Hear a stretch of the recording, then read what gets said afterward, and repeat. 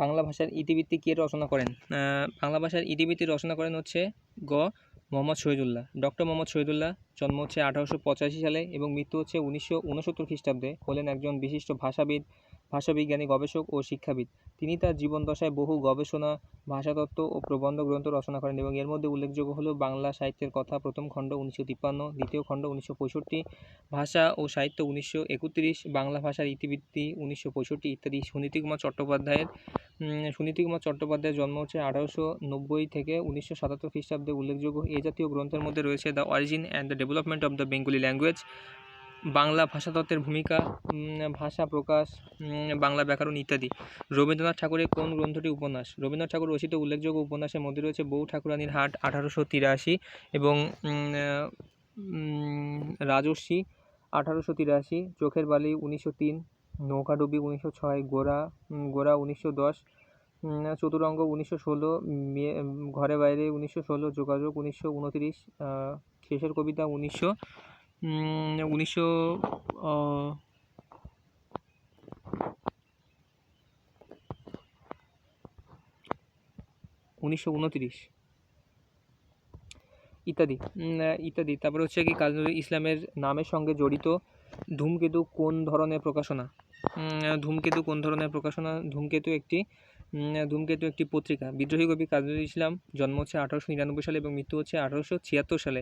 সাহিত্য সেবার পাশাপাশি সাংবাদিকতা আত্মনিয়োগ করেছিলেন। তিনি ছিলেন সান্ধ্য দৈনিক নবযুগ 1920 সালে পত্রিকার যুগ্ম সম্পাদক এবং তার সম্পাদনায় প্রকাশিত হয় অর্ধ সাপ্তাহিক ধূমকেতু। এছাড়া তিনি লাঙল নামক সাপ্তাহিক পত্রিকা 1925 সালে সাপ্তাহিক পত্রিকাও সম্পাদনা করেছিলেন। জসীমউদ্দীনের প্রথম প্রকাশিত কাব্যগ্রন্থ কোনটি? জসীমউদ্দীনের প্রথম প্রকাশিত কাব্যগ্রন্থ হচ্ছে রাখালি। পল্লীকবি জসীমউদ্দীন 1903 সালে জন্ম এবং 1976 সালে মৃত্যু।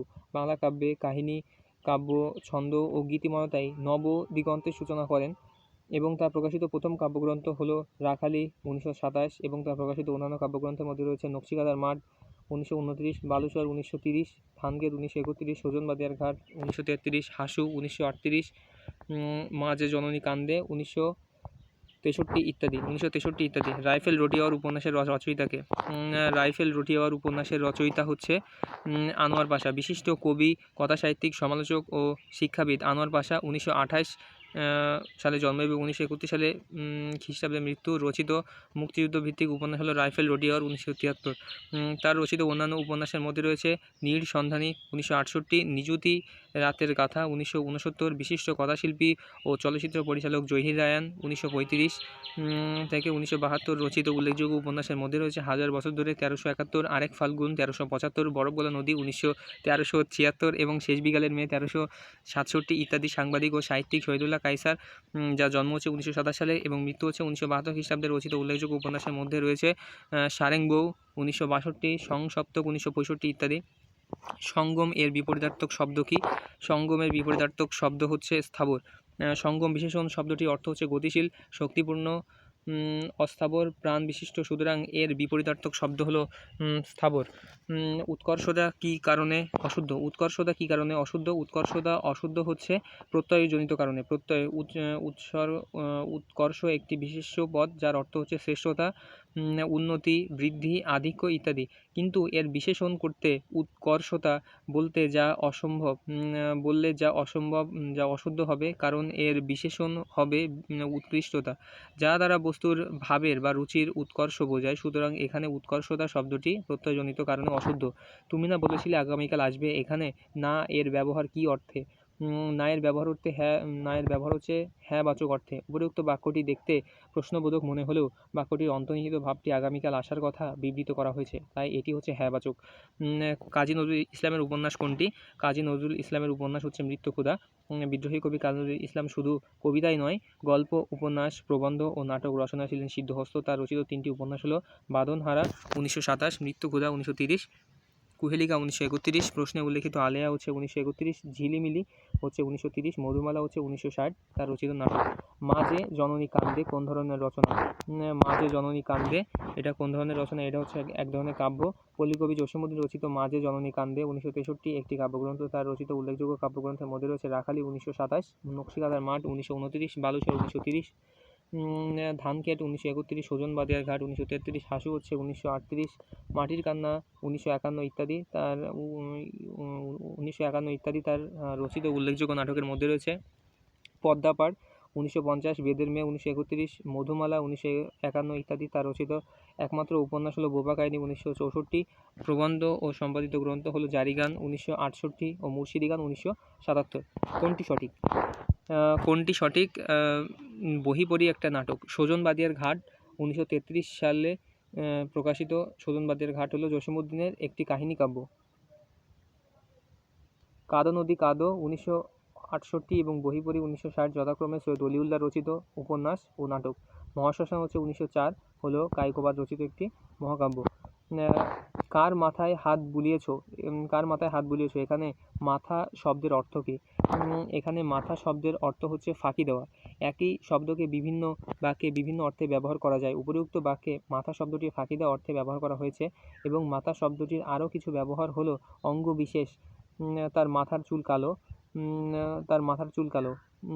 জ্ঞান, ছাত্রটির অঙ্কে মাথা ভালো মাথা আছে। মনের অবস্থা, রাগের মাথায় কোনো কাজ ঠিক নয়। দিব্যি দেওয়া, মাথা খাও, চিঠি দিতে ভুল করো না, আশকারা পাওয়া, ছেলেটিকে আদর পেয়ে একেবারে মাথায় উঠে গেছে, ছেলেটি আদর পেয়ে একেবারে মাথায় উঠেছে। শরৎচন্দ্র চট্টোপাধ্যায়ের কোন উপন্যাসটি সরকার কর্তৃক বাজেয়াপ্ত হয়েছিল? সরকার কর্তৃক বাজেয়াপ্ত হয়েছিল পথের দাবি। বাংলা সাহিত্যের শ্রেষ্ঠ ঔপন্যাসিক শরৎচন্দ্র চট্টোপাধ্যায়, যার জন্ম হচ্ছে 1876 এবং মৃত্যু হচ্ছে 1938 খ্রিস্টাব্দে মৃত্যু, রচিত রাজনৈতিক উপন্যাস পথের দাবি বিপ্লববাদীদের প্রতি সমর্থনের অভিযোগে ব্রিটিশ সরকার কর্তৃক বাজেয়াপ্ত হয় এবং উপন্যাসটি 1926 সালে প্রকাশিত হয়। তার রচিত উল্লেখযোগ্য উপন্যাসের মধ্যে রয়েছে পরিণীতা 1914, বিরাজ বউ 1914, বৈকুণ্ঠের উইল 1916, দেবদাস 1917, চরিত্রহীন 1917, শ্রীকান্ত প্রথম পর্ব হচ্ছে 1917 এবং দ্বিতীয় পর্ব 1918, তৃতীয় পর্ব 1927 এবং চতুর্থ পর্ব 1933, দত্তা হচ্ছে 1918, গৃহদাহ হচ্ছে 1920, দেনা পাওনা হচ্ছে 1923, শেষ প্রশ্ন হচ্ছে 1931, বিপ্রদাস হচ্ছে 1935, নিষ্কৃতি ইত্যাদি। কোন গ্রন্থটির রচয়িতা এস ওয়াজেদ আলী? কোন গ্রন্থটির রচয়িতা এস ওয়াজেদ আলী? এটা হচ্ছে ভবিষ্যতের বাঙালি। বিশিষ্ট সাহিত্যিক এস ওয়াজেদ আলী, যার জন্ম হচ্ছে 1890 এবং মৃত্যু হচ্ছে 1951 খ্রিস্টাব্দে, রচিত ভবিষ্যতের বাঙালি 1943 একটি প্রবন্ধ গ্রন্থ। তার রচিত উল্লেখযোগ্য গ্রন্থের মধ্যে রয়েছে মুসলিম সংস্কৃতির আদর্শ, গুলদস্তা 1927, প্রাচ্য প্রতিপ্রাচ্য 1943 ইত্যাদি। নিত্য মূর্ধন্য কোন শব্দে বর্তমান? নিত্য মূর্ধন্য বর্তমান হচ্ছে আষাঢ় শব্দে। ব্যাকরণের যে নিয়ম অনুসারে দন্তস্ব মূর্ধন্যতে রূপান্তরিত হয় সেই নিয়মকে বলা হয় তাকে নত্যবিধান বলে। যেমন সুযুক্ত সম, সুষম, এখানে সম শব্দটি দন্তস্ব মূর্ধন্যতে পরিবর্তিত হয়েছে। আবার সংস্কৃত ভাষায় আদি থেকে কিছু শব্দে মূর্ধন্য চলে আসছে, এসব শব্দের বানানে নিত্য মূর্ধন্য হয়ে থাকে, সেই হিসেবে আষাঢ় শব্দটিতে নিত্য মূর্ধন্য বর্তমান। ভাষা আমাদের মুখ থেকে কলমের মুখে আসে, উল্টোটা করতে গেলে মুখে শুধু কালি পড়ে, বলেছেন হচ্ছে প্রমোদ চৌধুরী। বাংলা সাহিত্যের বিশিষ্ট সাহিত্যিক প্রমোদ চৌধুরী, যার জন্ম হচ্ছে 1878 এবং মৃত্যু হচ্ছে 1946 খ্রিস্টাব্দে, কর্তৃক উপরিউক্ত পংক্তিটি রচিত। প্রমোদ চৌধুরী কর্তৃক আরেকটি গুরুত্বপূর্ণ পংক্তি হলো সুশিক্ষিত লোক মাত্র স্বশিক্ষিত। অক্ষির সমীপে এর সংক্ষেপণ হলো সমক্ষ। অক্ষির সমীপে সংক্ষেপণ হলো সমক্ষ। অন্যদিকে অক্ষির সম্মুখে হলো প্রত্যক্ষ। অক্ষির অগোচর হলো পরোক্ষ ও পক্ষপাতহীন বা মুখাপেক্ষী নয় এমন হলো নিরপেক্ষ। উপসর্গের সঙ্গে প্রত্যয়ের পার্থক্য হলো উপসর্গ থাকে সামনে এবং প্রত্যয় থাকে পেছনে। যে সকল অব্যয় শব্দ বা ধাতুর পূর্বে বসে মূল শব্দের অর্থের পরিবর্তন ঘটায় এবং নতুন শব্দ গঠন করে তাকে উপসর্গ বলে। যেমন বে যোগ কার, বেকার, এখানে ব উপসর্গ। অন্যদিকে যে সকল বর্ণ বা বর্ণসমষ্টি ধাতু বা শব্দের পরে বসে নতুন শব্দ গঠন করে তাকে প্রত্যয় বলে। যেমন কাজযুক্ত অনা, কাদনা, এখানে অন প্রত্যয় যুক্ত হয়েছে। সুতরাং উপরিউক্ত প্রশ্নে ক্ষয় হচ্ছে যথার্থ উত্তর। তুমি এতক্ষণ কি করেছো? এখানে কি কোন পদ? তুমি এতক্ষণ কি করেছো, এখানে কি কোন পদ? এটা হচ্ছে সর্বনাম পদ। বিশেষণ হলো যা বিশেষ্য ও সর্বনাম পদের দোষ, গুণ ইত্যাদি প্রকাশ করে থাকে। যেমন ভালো, ছোট, বড়, পাঁচটি ইত্যাদি, গুণ ইত্যাদি প্রকাশ করে থাকে। বড়, পাঁচটি ইত্যাদি। অব্যয় হলো যে পদের কোনো পরিবর্তন নেই, যেমন এবং, কিংবা, কিন্তু, অথবা ইত্যাদি। সর্বনাম হলো বিশেষ্যের পরিবর্তে বসে, যেমন আমি, তুমি, সে, তাকে আমরা ইত্যাদি। ক্রিয়া হলো যে পদ দ্বারা কার্য সম্পাদন হয়, যেমন হচ্ছে কি করা, খাওয়া, যাওয়া ইত্যাদি। সুতরাং উপরিউক্ত বাক্যে তুমি ও কি উপসর্গ উভয় হচ্ছে সর্বনাম। আকাশে তো আমি রাখি নাই মোর উড়িবার ইতিহাস, রাখি নাই মোর উড়িবার ইতিহাস। এখানে অধিকরণ কারকে সপ্তমী। যে স্থানে বা যে কালে ক্রিয়া অনুষ্ঠিত হয় তাকে অধিকরণ কারক বলা হয়ে থাকে, যেমন নদীতে পানি আছে। সুতরাং উপরিউক্ত বাক্যে আকাশে শব্দটি অধিকরণ কারক এবং এখানে এ বিভক্তি থাকায় এটি সপ্তমী বিভক্তি। Choose the correct alternative and marks it in letter on your answer sheet. There are a lot of dangerous drivers. There are a lot of dangerous drivers. There are a lot of dangerous drivers. I have read the book that you lent me.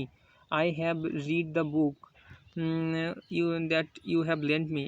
এই বাক্যটি শূন্যস্থানে relative pronoun বসবে, যা inactive object বুককে signify করবে। এখানে whose এবং হুম হলো personal pronoun, যা কেবল ব্যক্তিকে সিগনিফাই করার জন্য ব্যবহৃত হয়। অন্যদিকে দ্যাট প্রোনাউনটি যেহেতু ইনঅ্যাক্টিভ অবজেক্টকে সিগনিফাই করে, সেহেতু শূন্যস্থানে তা বসালে বাক্যটি যথার্থ হবে। সুতরাং সঠিক উত্তর ক। Water boils if you heat it to 100 degrees centigrade. Water boils if you heat it to 100 degrees centigrade. Tell me who told you that. বাক্যটি শূন্যস্থান পূরণ করলে এটি ডব্লিউএইচ কোশ্চেন দাঁড়াবে। এক্ষেত্রে উত্তর এতে হুম ডিড ইউ টেল থাকলে সঠিক উত্তর হতো উত্তর খ বসালেও যথাযথ বাক্য গঠিত হয় না। আবার উত্তর ঘতে কোনো কনজাংশন না থাকায় দুইটি ক্লজ সঠিকভাবে যুক্ত হচ্ছে না এবং বাক্য গঠিত হচ্ছে না। সেক্ষেত্রে গতে হু দিয়ে যদি ডব্লিউএইচ কোশ্চেনটি শুরু হয় তাহলে কে বলল এরূপ একটি অর্থ প্রকাশ পায় এবং যথাযথ নিয়মে সেন্টেন্সটি গঠিত হয়ে থাকে। সুতরাং এটি হচ্ছে সঠিক। I opened the door as soon as I heard the bell. I opened the door as soon as I heard the bell. অতীতে কোনো ঘটনা সমসাময়িক সময়ে ঘটলে উভয়ই একই টেন্স হয়ে থাকে। সুতরাং as soon as এর পূর্বে পাস্ট ইনডিফিনিট থাকার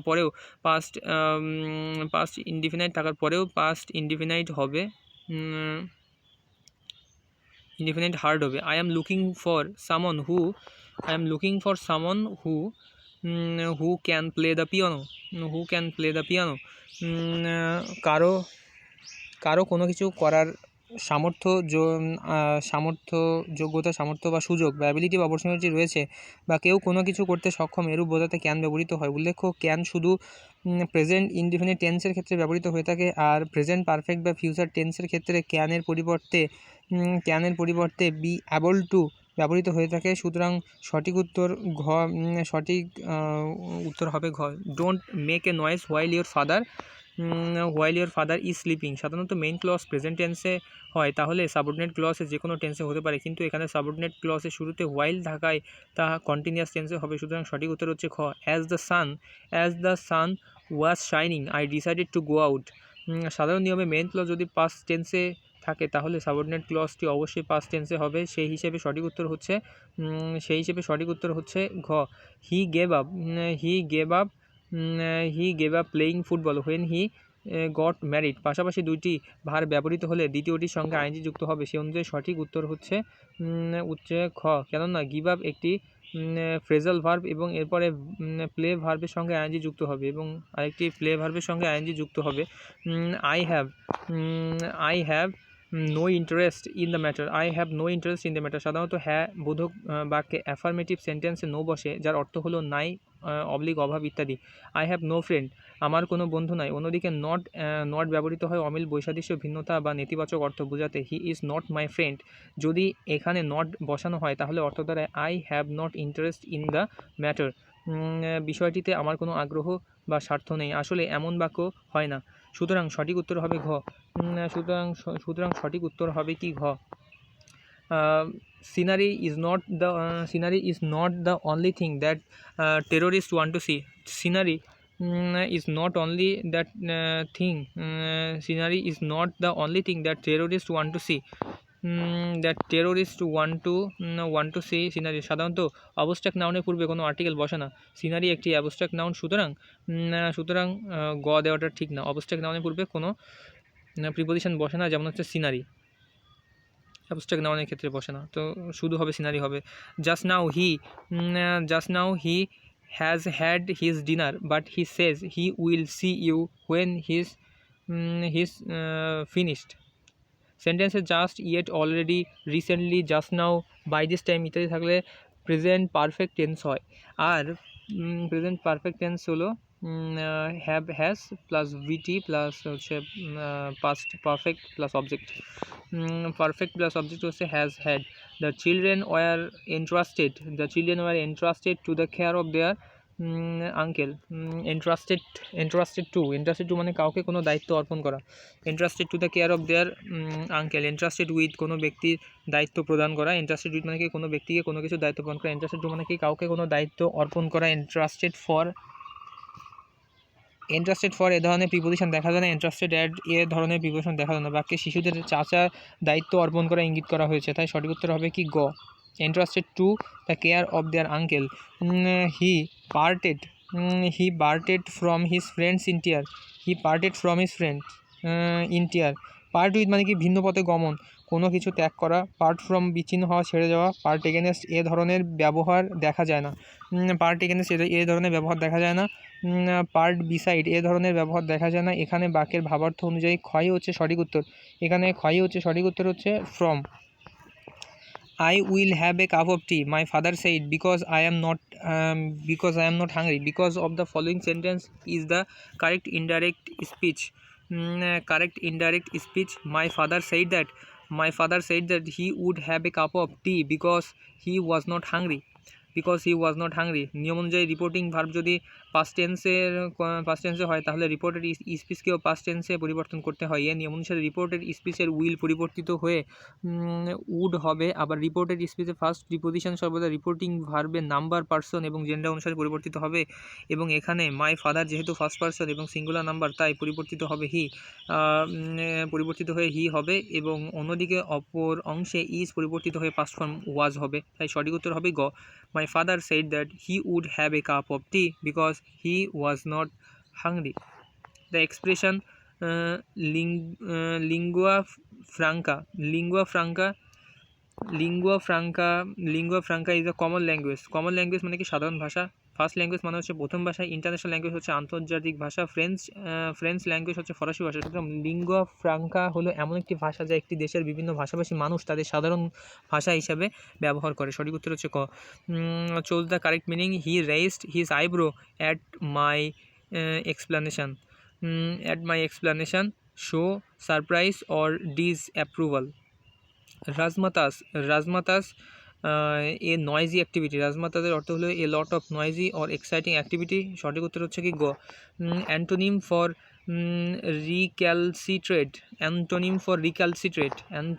রিক্যালসিট্রেট ইজ compliant.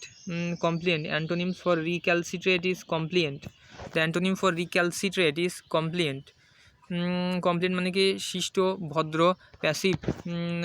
ভদ্র প্যাসিভ নিষ্ক্রিয়। ইনডিফারেন্ট মানে কি উদাসীন, কেয়ারফুল সতর্ক। অন্যদিকে রিক্যালসিট্রেটের অর্থ হচ্ছে কি অবাধ্য। সেই হিসেবে বিপরীতার্থক শব্দ আছে কি কমপ্লিয়েন্ট হয় হচ্ছে যৌক্তিক। এর সিনোনিম হলো কি obdurate. The synonym for obdurate is stubborn. The synonym for obdurate is stubborn. The deceitful মানে প্রবঞ্চনাপূর্ণ। stubborn অবাধ্য। sly চতুর। শর্ট ধূর্ত।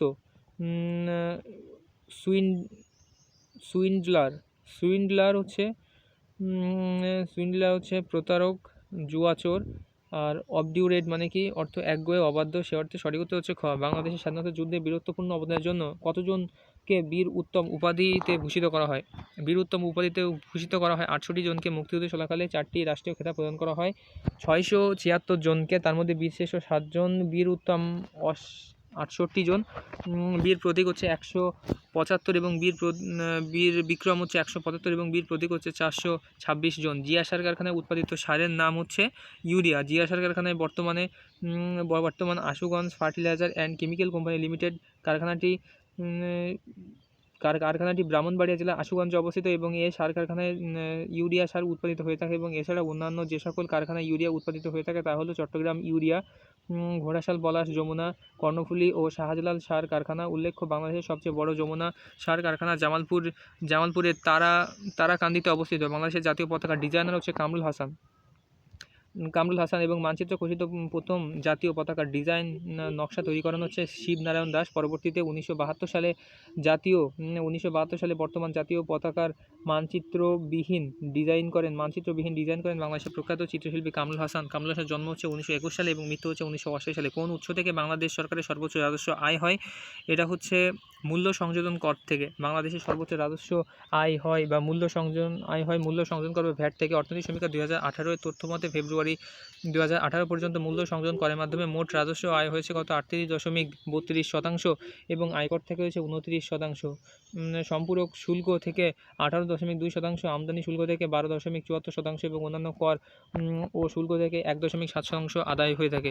1.7% আদায় হয়ে থাকে। বাংলাদেশের একমাত্র প্রবাল দ্বীপের নাম হচ্ছে সেন্ট মার্টিন। কক্সবাজার জেলার টেকনাফ সমুদ্র উপকূল থেকে 48 কিলোমিটার দক্ষিণে সেন্ট মার্টিন দ্বীপ অবস্থিত এবং এর আয়তন হচ্ছে 8 বর্গ কিলোমিটার এবং এটি পর্যটন কেন্দ্র, মৎস্য আহরণ এবং খনিজ সম্পদ ও চুনাপাথরের জন্য বিখ্যাত। সকল নাগরিক আইনের দৃষ্টিতে সমান এবং আইনের সমান আশ্রয় লাভের অধিকার সংবিধানে কোন অনুচ্ছেদে বর্ণিত হয়েছে? এটা বর্ণিত হয়েছে হচ্ছে 27 নম্বর অনুচ্ছেদে। এটি বাংলাদেশের সংবিধান 3য় ভাগ মৌলিক অধিকার এর আইনের দৃষ্টিতে সমতা অংশে 27 নম্বর অনুচ্ছেদে বর্ণিত হয়েছে। অপরদিকে 28 নম্বর অনুচ্ছেদে ধর্ম, বর্ণ বিষয় বৈষম্য এবং 30 নং অনুচ্ছেদে বিদেশি খেতাব ইত্যাদি গ্রহণ নিষিদ্ধকরণ এবং 47 নং অনুচ্ছেদে কতিপয় আইনের হেফাজত বিষয়ে আইন বর্ণিত হয়েছে। মহিলা পুলিশ প্রথম নিয়োগ করা হয় কোন সালে? 1974 সালে সর্বপ্রথম সাদা পোশাকে স্পেশাল ব্রাঞ্চে 12 জন মহিলা পুলিশ নিয়োগ করা হয়। ইউনিফর্মধারী নারী পুলিশের যাত্রা শুরু হয় 1976 সালে। অতঃপর 1978 সালে ঢাকা মহানগর পুলিশে মহিলা নিয়োগ করা হয় এবং বাংলাদেশে পুলিশের প্রথম নারী ডিআইজি ফাতেমা খান ও নারী ওসি হোসেন আরা বেগম নিয়োগ হচ্ছে 17 মে 2009 ক্যান্টনমেন্ট থানা, ঢাকা। এবং 1986 সালে 4 জন মহিলা পুলিশ অফিসার বিশেষ পরীক্ষার মাধ্যমে এএসপি হিসেবে যোগদান করে এবং নারী পুলিশ সদস্যদের সমন্বয়ে গঠিত আর্ম পুলিশ ব্যাটালিয়ন 11 বা APBN 11 এর যাত্রা শুরু হয় 22 জুন 2011-তে। সম্প্রতি গার্মেন্টস সহ কতিপয় দ্রব্য বিনা শুল্কে কোনো দেশে প্রবেশ করেছে। কোন দেশে প্রবেশাধিকার পেয়েছে? এটা হচ্ছে কানাডাতে প্রবেশাধিকার পেয়েছে। স্বাধীনতার প্রথম ডাকটিকিটে কোন ছবি ছিল? শহীদ মিনারের ছবি ছিল। স্বাধীনতার পর প্রকাশিত 21শে ফেব্রুয়ারি 1972 সালে প্রথম ডাকটিকিটে জাতীয় থেকে শহীদ দিবসের ছবি ছিল এবং 20 পয়সা মূল্যমানের এর ডাকটিকিটের ডিজাইনার ছিলেন বিপি চিটনিস। উল্লেখ্য, বাংলাদেশের প্রথম ডাকটিকিট প্রকাশিত হয় 1971 সালের 29শে জুলাই। মুজিবনগর সরকার কর্তৃক প্রকাশিত 8 প্রকার এ ডাকটিকিটের ডিজাইনার ছিলেন বিমান মল্লিক। বাংলাদেশের সর্বপ্রথম জাদুঘর কোনটি? বরেন্দ্র গবেষণা জাদুঘর। বাংলাদেশের সর্বপ্রথম জাদুঘর বরেন্দ্র গবেষণা জাদুঘর এবং এটি এপ্রিল 2010 সালে রাজশাহীতে প্রতিষ্ঠিত হয়েছে এবং বাংলাদেশের বর্তমান জাতীয় জাদুঘর হচ্ছে 7 আগস্ট 1913 সালে ঢাকা শাহবাগে অবস্থিত। প্রতিষ্ঠাকালীন এর নাম ছিল ঢাকা জাদুঘর, যা 1983 সালে জাতীয় জাদুঘর নামে নামকরণ করা হয়। 2003 থেকে 2004 সালে বার্ষিক উন্নয়ন কর্মসূচি মোট ব্যয় কত ধরা হয়? মোট ব্যয় ধরা হয় হচ্ছে 20,300 কোটি টাকা। 2018 থেকে 19 অর্থ বছরের বাজেটে বার্ষিক উন্নয়ন কর্মসূচি ব্যয় ধরা হয় কত? 1,73,000 কোটি টাকা এবং 2017-18 অর্থ বছরের বাজেটে বার্ষিক উন্নয়ন কর্মসূচিতে ব্যয় ধরা হয় 1,53,331 কোটি টাকা এবং 2016 থেকে 17 অর্থ বছরের বাজেটে বার্ষিক উন্নয়ন কর্মসূচি ধরা হয়েছে 1,10,700 কোটি টাকা। 700 কোটি টাকা এবং 2015-16 অর্থবছরের বাজেটে বার্ষিক উন্নয়ন কর্মসূচি ছিল 97,000 কোটি টাকা। বাংলাদেশের বৃহত্তর স্থলবন্দর কোনটি? বাংলাদেশের বৃহত্তর স্থলবন্দর হচ্ছে বেনাপোল। বাংলাদেশের প্রধান ও বৃহত্তর স্থলবন্দর হচ্ছে বেনাপোল, যশোর জেলায় অবস্থিত। এবং দেশের বৃহত্তম স্থলবন্দর হচ্ছে দিনাজপুরে অবস্থিত হিলি স্থলবন্দর। এবং সোনা মসজিদ স্থলবন্দরটি চাঁপাইনবাবগঞ্জে অবস্থিত এবং চট্টগ্রামে কোনো স্থলবন্দর নেই। উল্লেখ্য, বাংলাদেশে মোট 23টি স্থলবন্দর রয়েছে এবং বাংলাদেশের সর্বশেষ স্থলবন্দর হচ্ছে বল্লা হবিগঞ্জ।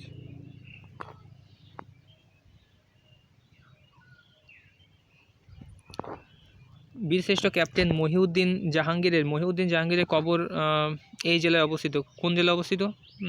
মহিউদ্দিন জাহাঙ্গীরের কবর কোন জেলায় অবস্থিত? এটা অবস্থিত হচ্ছে চাঁপাইনবাবগঞ্জে অবস্থিত।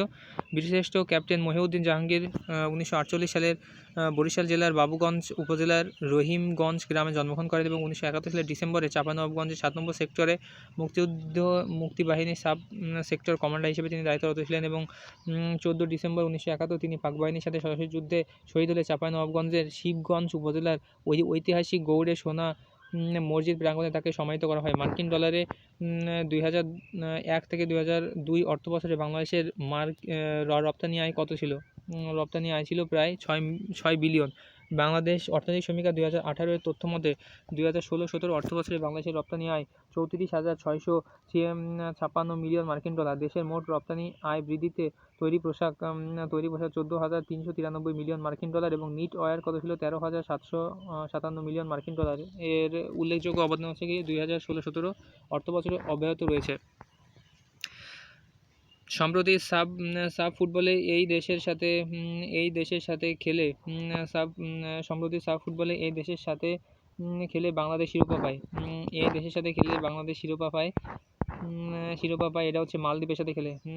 20 জানুয়ারি 2003 বাংলাদেশে অনুষ্ঠিত তৃতীয় সাব ফুটবলে বাংলাদেশ টাই ব্রেকারে 1-5-1-4 গোলে মালদ্বীপকে হারিয়ে চ্যাম্পিয়ন হয় এবং সর্বশেষ 2018 সালে অনুষ্ঠিত সাব ফুটবলের ফাইনালে মালদ্বীপ ভারতকে হারিয়ে চ্যাম্পিয়ন হয়ে থাকে এবং প্রথমবার চ্যাম্পিয়ন হয়েছিল ভারত 1993 সালে। এবং উল্লেখ্য, সাব ফুটবল ও সাব গেমস বর্তমান নাম হচ্ছে এসএ গেমস এবং দুইটি পৃথক ক্রীড়া প্রতিযোগিতা। বাংলাদেশের সম্প্রতি এই জেলায় চা বাগান করা হয়।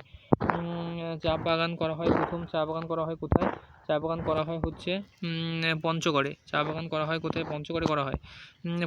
পঞ্চগড়ে 2000 সালে একটি চায়ের বাগানে চারা লাগানো হয় এবং দেশের উত্তরাঞ্চলে পরীক্ষামূলকভাবে এ বাগানের চারা রোপণ করা হয়। উল্লেখ্য, বাংলাদেশে 1840 সালে প্রথম চট্টগ্রামে চা বাগান তৈরির কাজ শুরু হয় এবং এর অব্যাহতি পরে 1857 সালে সিলেটের মালিনী ছড়ায় দেশের প্রথম বাণিজ্যিক চা বাগান প্রতিষ্ঠিত হয় এবং 24 মার্চ 2015 প্রথমবারের মতো নীলফামারীতে চা চাষ শুরু হয় এবং বর্তমানে বাংলাদেশের চা বোর্ডের নিবন্ধনকৃত চা বাগানের সংখ্যা কত? 164টি। বাংলাদেশের এই জেলায় সম্প্রতি এই রেল সেতু সংযোগ হয়। প্রথম রেল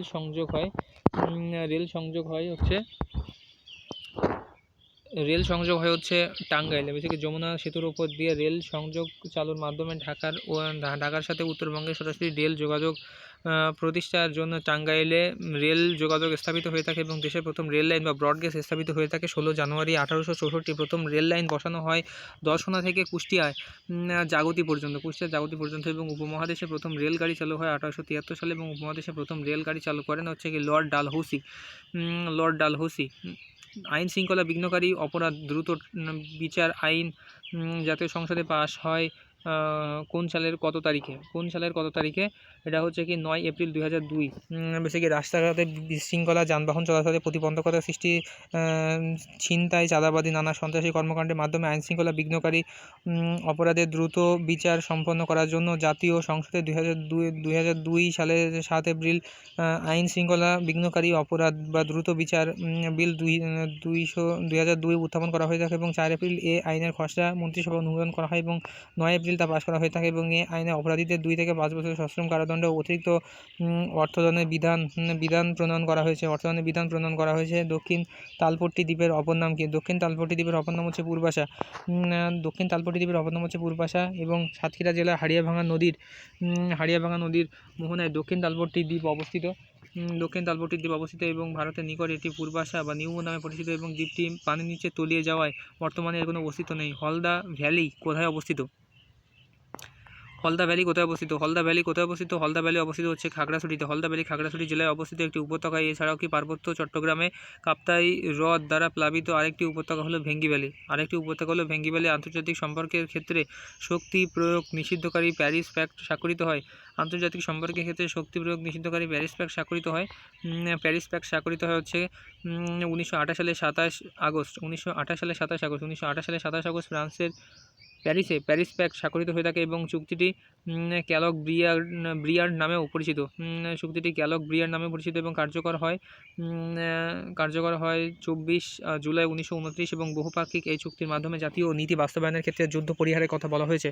যুদ্ধ এবং সশস্ত্র সংঘর্ষ সংক্রান্ত আইন প্রণয়ন বিষয়ে 1949 সালে জেনেভা কনভেনশন সমূহ অভিহিত হয়ে থাকে এবং 4টি রেড ক্রস কনভেনশন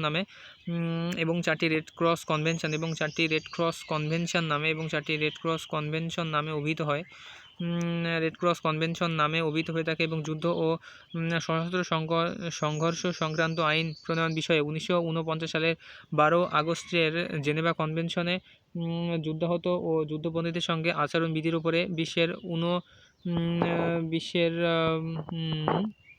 58টি দেশের মধ্যে 4টি আন্তর্জাতিক চুক্তি স্বাক্ষরিত হয়ে থাকে। উল্লেখ্য 1954 সালের 20 জুলাই সুইজারল্যান্ডের জেনেভা শহরে ফ্রান্স ও ভিয়েতনামের মধ্যে চলমান বিক্ষিপ্ত যুদ্ধ বন্ধে একটি চুক্তি স্বাক্ষরিত হয়ে থাকে, যা জেনেভা চুক্তি নামে পরিচিত। বাংলাদেশ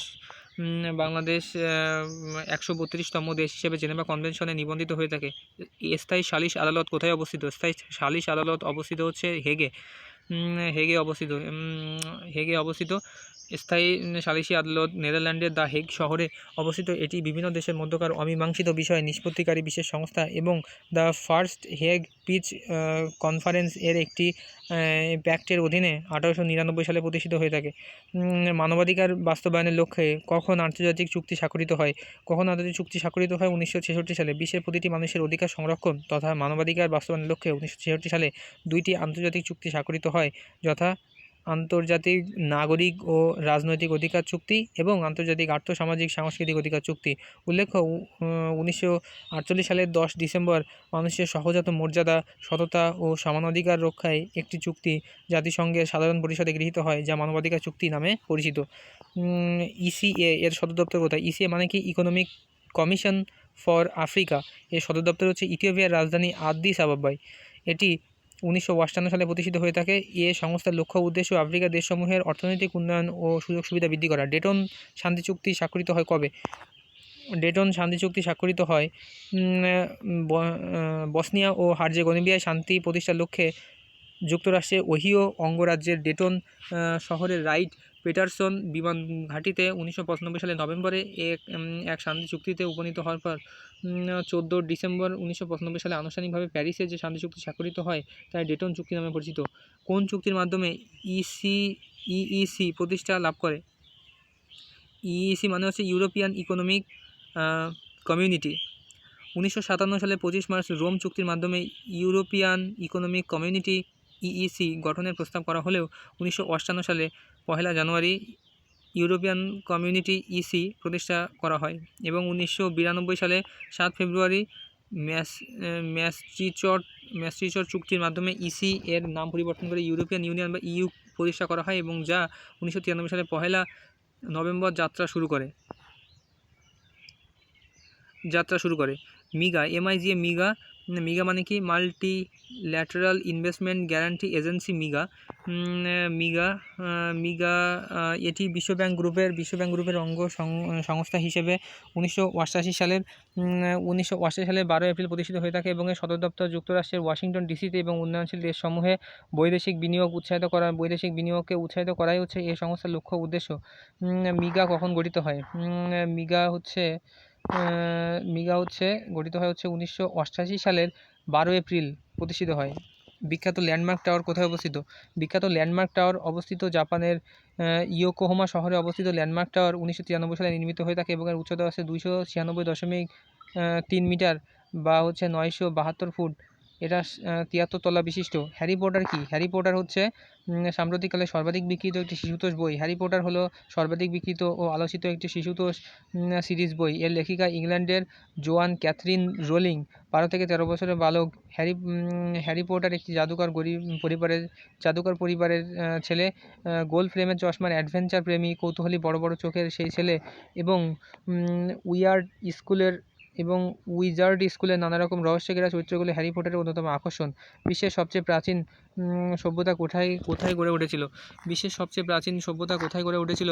বিশ্বের সবচেয়ে প্রাচীন সভ্যতা গড়ে উঠেছিল মেসোপটেমিয়াতে। খ্রিস্টপূর্ব 5000 অব্দে টাইগ্রিস ও ইউফ্রেটিস বর্তমানে হচ্ছে দজলা ও ফোয়াত নদীর তীরে বর্তমান সময়ের ইরাক, সিরিয়া, তুরস্ক ও ইরানের গড়ে ওঠা সভ্যতাকে মেসোপটেমিয়া সভ্যতা হিসেবে অভিহিত করা হয়। মেসোপটেমিয়া সভ্যতার 4টি পর্যায় ছিল। এগুলো হলো সুমেরীয় সভ্যতা, ব্যাবিলনীয় সভ্যতা, আসিরীয় সভ্যতা, ক্যাডলীয় সভ্যতা, গ্রিসে গড়ে ওঠে গ্রিস সভ্যতা ও রোমে গড়ে ওঠে রোমান সভ্যতা। ওআইসি এর বর্তমান মহাসচিব কোন দেশের নাগরিক? ওআইসি এর বর্তমান সভাপতি কোন দেশের নাগরিক? ওআইসি এর বর্তমান মহাসচিব হচ্ছে ইউসুফ আল ওথাইমিন, একাদশ মহাসচিব এবং সৌদি আরবের নাগরিক। তিনি নভেম্বর 2016 সালে দায়িত্ব গ্রহণ করেন এবং এই সংস্থাটি 25 সেপ্টেম্বর 1969 সালে প্রতিষ্ঠিত হয়ে থাকে এবং সদর দপ্তর সৌদি আরবের জেদ্দায় অবস্থিত। বিশ্ব বাণিজ্য সংস্থা WTO পঞ্চম মিনিস্টারিয়াল কনফারেন্স কোথায় এবং কখন অনুষ্ঠিত হয়? এটা হচ্ছে সেপ্টেম্বর 2003 মেক্সিকো কানকুন। বিশ্ব বাণিজ্য সংস্থা WTO পঞ্চম মিনিস্টারাল কনফারেন্স মেক্সিকোর পর্যটন নগরী কানকুনে 2000 সালের 10 থেকে 14 সেপ্টেম্বর অনুষ্ঠিত হয়ে থাকে। ধনী ও দরিদ্র দেশগুলোর ব্যবধান হ্রাসকল্পে কোনো সিদ্ধান্ত ছাড়াই সম্মেলনের সমাপ্তি ঘটে থাকে এবং নবম মিনিস্টারাল কনফারেন্স 3 থেকে 6 ডিসেম্বর এবং 2013 ইন্দোনেশিয়ার বালিতে অনুষ্ঠিত হয়ে থাকে। একাদশ মিনিস্টারিয়াল কনফারেন্স 10 থেকে 13 ডিসেম্বর এবং 2017 আর্জেন্টিনা বুয়েনোস আয়ার্সে 17 সালে ডিসেম্বর 10 থেকে 13 ডিসেম্বর 2017-তে আর্জেন্টিনা বুয়েনোস আয়ার্সে অনুষ্ঠিত হয়ে থাকে। নিকারাগুয়ার কনরা বিদ্রোহীরা কোন দেশের সমর্থনপুষ্ট ছিল? এরা ছিল যুক্তরাষ্ট্রের সমর্থনপুষ্ট কনরা নিকারাগুয়ার বিদ্রোহী গ্রুপ এবং দীর্ঘদিন ধরে এই গ্রুপটি সে দেশের সরকার বিরুদ্ধে বিদ্রোহ চালিয়ে আসছিল এবং 1985 সালে আগস্টে মার্কিন যুক্তরাষ্ট্রে ইরানের নিকট অস্ত্র বিক্রয় লব্ধ অর্থ দ্বারা কনরা বিদ্রোহীদের সাহায্য প্রদান করে এবং যদিও কালক্রমে ঘটনাটি ফাঁস হয়ে যায়। ইসরায়েল প্যালেস্টাইন রোডম্যাপ কর্মসূচির উদ্দেশ্য কী? প্যালেস্টাইনের কর্মসূচির উদ্দেশ্য হচ্ছে সহিংসতা বন্ধ করে 2005 সালের মধ্যে স্বাধীন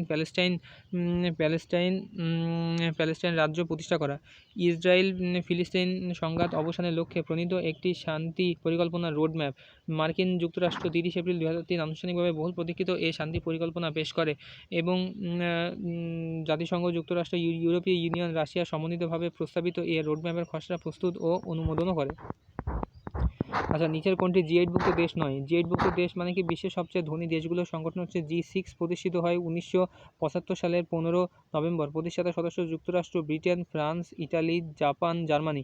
1976 সালের 27 জুন কানাডা যোগ দিলে এর নাম হয় G7। 1998 সালের 15 মে রাশিয়া সদস্যপদ লাভ করলে এর নাম হয় G8। উল্লেখ্য 24 মার্চ 2014 রাশিয়ার সদস্যপদ স্থগিত করা হয়। ব্রেটন উডস ইনস্টিটিউট নিচের কোন সংস্থাকে বোঝায়? ব্রেটন উড ইনস্টিটিউট কোন সংস্থাকে বোঝায়?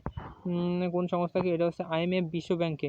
দ্বিতীয় বিশ্বযুদ্ধে ব্যাপকভাবে ধ্বংসপ্রাপ্ত ইউরোপের পুনর্গঠন এবং অর্থনৈতিক স্থিতিশীলতা অবস্থা বজায় রাখার জন্য 1944 সালে 1 থেকে 22 জুলাই ব্রেটন উডসের জাতিসংঘ মনিটারি অ্যান্ড ফিনান্সিয়াল কনফারেন্সে বিশ্বব্যাংক ও IMF গঠিত হয়ে থাকে। IMF ও বিশ্বব্যাংক এই দুটি সংস্থাকে ব্রেটন উডস ইনস্টিটিউট বলা হয় এবং বিশ্বব্যাংক আন্তর্জাতিক পুনর্গঠন ও উন্নয়নে এবং IMF প্রতিকূল বাণিজ্য অবস্থা মোকাবিলায় ঋণ প্রদান করে থাকে। প্রথম ক্লোন শিশু ইভ এর জন্ম তারিখ কত? ইভের জন্ম তারিখ কত? ডিসেম্বর 26, 2002 সালে 26 ডিসেম্বর ডক্টর ব্রিজিট বইসেলিয়ার পৃথিবীর প্রথম ক্লোন মানব শিশু ইভের জন্ম ঘটান এবং 7 পাউন্ড ওজনের এই কন্যা শিশুটি সিজারিয়ান অপারেশনের মাধ্যমে পৃথিবীতে ভূমিষ্ঠ হয়। A long way to freedom বইটির লেখককে? A long way to freedom বইটির লেখক হচ্ছে নেলসন ম্যান্ডেলা। বইটির প্রকৃত নাম হচ্ছে লং ওয়ে টু ফ্রিডম। এটি আফ্রিকার বর্ণবাদ বিরোধী আন্দোলনের অন্যতম প্রতীক নেলসন ম্যান্ডেলার আত্মজীবনীমূলক বই। নেলসন ম্যান্ডেলার জন্ম হচ্ছে 1918 সালে এবং মৃত্যু হচ্ছে 2013 সালে। নেলসন ম্যান্ডেলার এই বইয়ে তার 1963 থেকে 1990 পর্যন্ত দীর্ঘ 27 বছরের কারা জীবন সহ নানা ঘটনা বর্ণনা করেছেন। লাইন অফ কন্ট্রোল বলতে কোন দুটি দেশের সীমান্তবর্তী রেখাকে চিহ্নিত করে?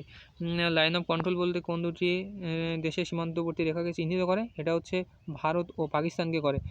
এটি কাশ্মীরে পাকিস্তান এবং ভারতের সীমান্ত বরাবর কাশ্মীর নিয়ন্ত্রণ রেখা, কার্গিল ও দ্রাস এ নিয়ন্ত্রণ রেখার দুইটি শহর। এবং 1999 সালে মে মাসে একদল জঙ্গি কাশ্মীরি রেখা অতিক্রম করে কার্গিল পাহাড়ে আশ্রয় নিয়ে ভারতীয় সেনাদের উপরে আক্রমণ চালালে ভারত পাকিস্তান যুদ্ধ বেঁধে যায়। পরে বিশ্ব নেতৃবৃন্দের হস্তক্ষেপে যুদ্ধের অবসান ঘটে থাকে।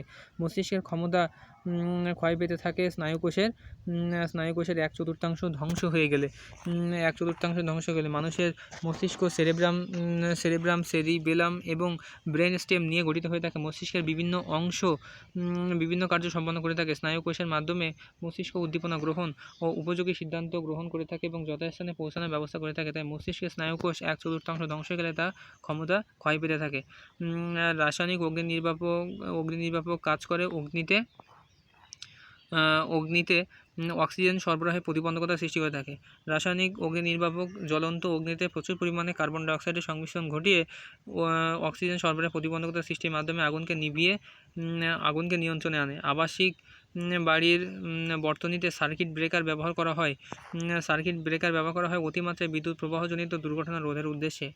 বর্তমানে সার্কিট ব্রেকার ব্যবহার করা হয় অতিমাত্রায় বিদ্যুৎ প্রবাহজনিত বৈদ্যুতিক দুর্ঘটনার হাত থেকে বৈদ্যুতিক যন্ত্রপাতি রক্ষার জন্য। সার্কিট ব্রেকার টিন ও সীসা তৈরি একটি কম গলনাঙ্কের সংকর ধাতু তৈরি ফিউজ বা তার ব্যবহার করা হয়। এর মধ্য দিয়ে নির্দিষ্ট মাত্রায় অতিরিক্ত বিদ্যুৎ প্রবাহিত হলে এটি গলে গিয়ে বিদ্যুৎ বর্তনী বিচ্ছিন্ন হয়ে যায় এবং বৈদ্যুতিক দুর্ঘটনার হাত থেকে বৈদ্যুতিক যন্ত্রপাতি রক্ষা পায়।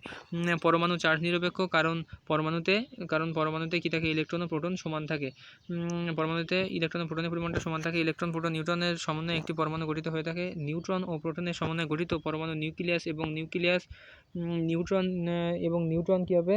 নিউক্লিয়াসের চারদিকে পরিভ্রমণ করতে পারে এবং নিউক্লিয়াসের প্রোটন ধনাত্মক চার্জযুক্ত এবং নিউট্রন চার্জ নিরপেক্ষ এবং ইলেকট্রন ঋণাত্মক চার্জযুক্ত হয়ে থাকে। একটি পরমাণুতে স্বাভাবিক অবস্থায় সর্বদা যতটা ইলেকট্রন থাকে ঠিক ততটা প্রোটন থাকে। তাই ঋণাত্মক ও ধনাত্মক চার্জ সমান থাকায় পরমাণু চার্জ নিরপেক্ষ হয়ে থাকে। মাইটোকন্ড্রিয়া কত ভাগ প্রোটিন থাকে? মাইটোকন্ড্রিয়াতে প্রোটিন থাকে হচ্ছে 73%। কোষের সাইটোপ্লাজমের মাঝে বিক্ষিপ্তভাবে অবস্থিত ধূসর বর্ণের ও শক্তি উৎপাদনের বিশেষ ধরনের অঙ্গগুলোকে মাইটোকন্ড্রিয়া বলা হয়ে থাকে। একে কোষের পাওয়ার হাউসও বলা হয়ে থাকে। এটি গঠিত হয় ডিএনএ, আরএনএ, প্রোটিন, ক্যালসিয়াম, ম্যাগনেসিয়ামের সমন্বয় এবং এতে 73% প্রোটিন, 25 থেকে 30% লিপিড ও অন্যান্য পরিমাণে আরএনএ, ডিএনএ, ক্যালসিয়াম ও ম্যাগনেসিয়াম রয়েছে। মূল নেই কোন উদ্ভিদে? উপরিউক্ত সকল উদ্ভিদে মূল রয়েছে। ফণিমনসা টেরিডোফাইটা গ্রুপের উদ্ভিদ। এ জাতীয় উদ্ভিদে মূল, কাণ্ড, পাতা থাকে কিন্তু ফুল ও ফল হয় না। কোমল কাণ্ডযুক্ত ছোট ছোট উদ্ভিদকে বিরুৎ বলে, যেমন কি ধান, ছোলা, আদা ইত্যাদি। সাইকাস হচ্ছে ফ্যানেরোগ্যামিয়া গ্রুপের উদ্ভিদ যাদের ফুল হয় ও মূল, কাণ্ড ইত্যাদি থাকে এবং যেসব উদ্ভিদ আকারে ছোট কাষ্ঠল হয়ে থাকে কিন্তু গুড়ি নেই তাদেরকে গুল্ম বলা হয়ে থাকে, যেমন কি গোলাপ, জবা ইত্যাদি। পৃথিবীতে কিছু শৈবাল ও ছত্রাক রয়েছে যাদের মূল নেই, যেমন হচ্ছে মিউকার, সার্গাসাম ইস্ট ইত্যাদি। রঙিন টেলিভিশন হতে ক্ষতিকর কোন রশ্মি বের হয়ে থাকে? মৃদু রঞ্জন রশ্মি বের হয়ে থাকে। রঙিন টেলিভিশন থেকে এক ধরনের তেজস্ক্রিয় রশ্মি নির্গত হয়ে থাকে যা গামা রশ্মি এবং তেজস্ক্রিয় আধান নিরপেক্ষ। এ রশ্মি তরঙ্গদৈর্ঘ্য খুবই ক্ষুদ্র এবং যার ফলে এর ভেদন ক্ষমতা অত্যন্ত বেশি। এ রশ্মি মানবদেহে ক্যান্সার সহ বিভিন্ন জটিল রোগের সৃষ্টি করে থাকে। ল্যাপটপ একটি ছোট কম্পিউটার। ল্যাপটপ হলো ব্রিফকেস আকৃতির সঙ্গে বহনযোগ্য এক ধরনের ছোট কম্পিউটার। যে কোনো স্থানে তাৎক্ষণিকভাবে রেখে এর দ্বারা কাজ করা সম্ভব। এপসন কোম্পানি 1981 সালে এটি প্রথম তৈরি করে। অ্যাসবেস্টস কি? অ্যাসবেস্টস এক ধরনের অগ্নি নিরোধক নিরোধক খনিজ পদার্থ। আঁশযুক্ত অগ্নি নিরোধক কঠিন পদার্থ বিশেষ পদার্থ। ক্যালসিয়াম ও ম্যাগনেসিয়াম সিলিকেট এর প্রধান উপাদান। অ্যাসবেস্টস তাপসহ ও তাপ নিরোধক। এর বৈশিষ্ট্যের জন্য অ্যাসবেস্টস দমকল বাহিনীর পোশাক তৈরিতে ব্যবহার করা হয়। পাহাড়ের উপরে রান্না করতে বেশি সময় লাগে কেন? কারণ হচ্ছে কি বায়ুর চাপ কম থাকার কারণে। উচ্চতা বৃদ্ধির সাথে সাথে কি বায়ুর চাপ কমে যায় এবং পানির স্ফুটনাঙ্ক কী থাকে? কমতে থাকে। এরূপ অবস্থায় মাছ মাংস সহ বিভিন্ন বস্তু কম তাপে সিদ্ধ হয় না। এরূপ অবস্থায় মাছ মাংস সহ বিভিন্ন বস্তু কম তাপে সিদ্ধ হয় না। এজন্য স্বাভাবিক অবস্থার চেয়ে পাহাড়ে রান্না করতে অনেক বেশি সময় লাগে।